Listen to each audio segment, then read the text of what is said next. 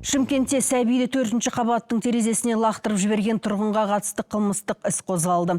Бірақ ол жауапкершіліктен құтылып кетуі де мүмкін. Өйткені соқталды еркектің психоневрологиялық ауытқуы бар. Туысының үйіне келген ол ойнап жүрген 2 жасар баланы биіктен тастай салған. Өзімен өзі болғанда бір агрессия ұстап кетті ма, бала анандай алдында көп не алған ба, кішкентай бала оны екен тістейді ғой енді былай ойнап ше. Сол тістен анандай көтере алмай лақтырып жіберген ғой 4-ші этажда, сондай бірдеңке болған ғой.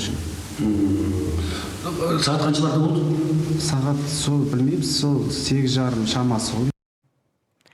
Бұл кезде үйде ақыл есі кем азаматтан бөлек балақайдың анасы мен жеңгесі де болған екен. Солар баланы терезеден тастаған байқап қалып жүгіріп шыққан. 4 қабат биіктен төмен құлдилаған бүлдіршін қайта есік алдындағы жұмсақ топыраққа құлап тірі қалды.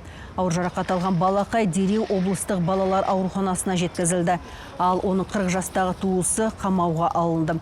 Баланы толық тексеріп шыққан дәрігерлер жағдай тым ауыр деп отыр.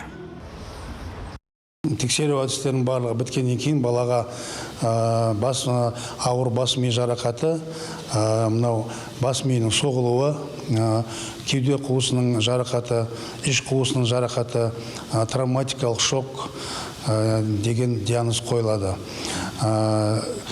Қазіргі таңда бала жансақтау бөлімде интенсивті терапия емін алып жатыр. Жағдайы ауыр, бір қалыпты қазір. Өкпе жасандыру аппараты болды? Қазір жағдайда бала өкпенің жасанды тыныс алу аппаратында қосылып тұр.